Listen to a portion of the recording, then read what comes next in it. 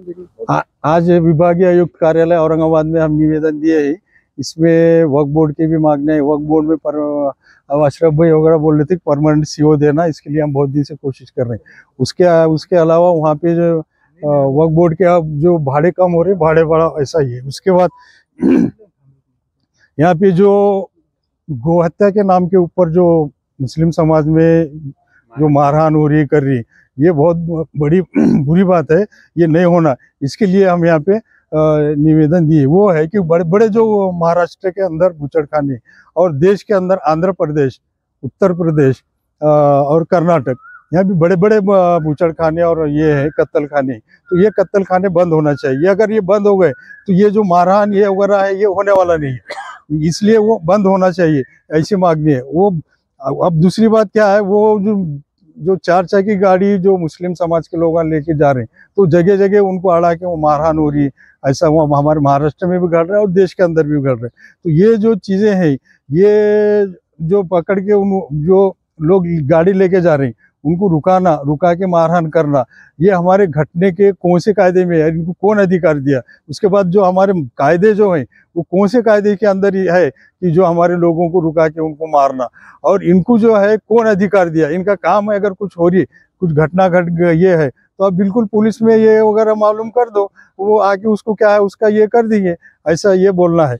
और दूसरी बात जो है कि हमारे जो महाराष्ट्र शासन एक जीआर निकाला है, जो इसके ऊपर जो लोग रिटायर्ड हो गए उनको फिर से कॉन्ट्रैक्ट बेस पे लेने का ये निकाले, तो वो जीआर रद्द होना। और जो हमारे महाराष्ट्र के अंदर जो बेकारी बड़ी है वो बेकारी को कम करने के लिए बेकारों को रोजगार देना। विषय जो बस शेतकरी विषय जो अभी घनसावंगी अंबड तालुका जालना जिला जो अभी भ्रष्टाचार हुआ, 35 करोड़ रुपए का भ्रष्टाचार हुआ है। जो गौर गरीब शेतकरी के पैसे आए हुए थे गार पीट के अनुदान के, वो तलाटी और बड़े तहसीलदार और जो भी भ्रष्टाचार मिलकर सब भ्रष्टाचार करे उसमें, और वो पैसे जो है तो खा गए। तो वो पैसे जो है तो गवर्नमेंट ने उसकी इंक्वायरी करना चाहिए। इंक्वायरी करने के बाद में वो पैसे रिटर्न लेकर जो गौर गरीब शेतकरी है, जो मेहनत करता उसके लिए वो पैसे उनको वापस मिलना चाहिए, किस भी हाल में होना चाहिए। और शेतकरियों का मसला कैसा है, अभी बारिश का मौसम है, काम धंधा नहीं है, हाथ पे कुछ नहीं है, तो उनको उनके पैसे रिटर्न मिले तो उनके गौर गरीब बच्चे जो है तो उनके जो तो कैसा भी घर का गुजारा हो जाएगा। उनकी हालत ठीक नहीं है शेतकरी की, इसलिए वो पैसा वापस होके मिलना है। सरकार अनुदान देता ही क्यों?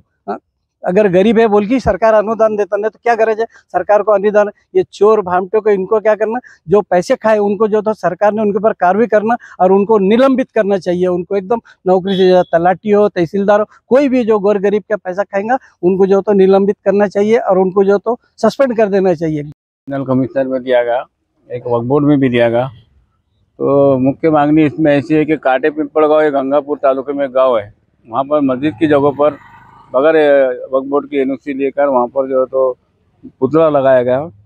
वो पुतला वहाँ से निकाल कर दूसरी जगह फिट करना चाहिए और वो वहाँ से पुतला खाली करना चाहिए, ऐसी एक मांगनी हमारी है। और दूसरी, वक्फ बोर्ड में मुख्य कार्यकारी अधिकारी जो है तो बहुत ज़माने से नहीं है, वो परमानेंट वहाँ एक मुख्य कार्यकारी अधिकारी देना चाहिए।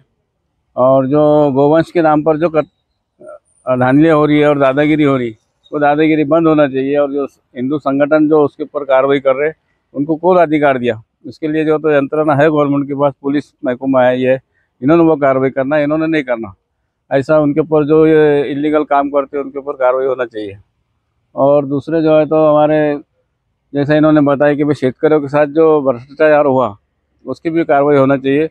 वो जो अधिकारी ने भ्रष्टाचार करे उनके ऊपर भी कार्रवाई होनी चाहिए। और ये निवेदन हमारा लेकर शेख खुर्रम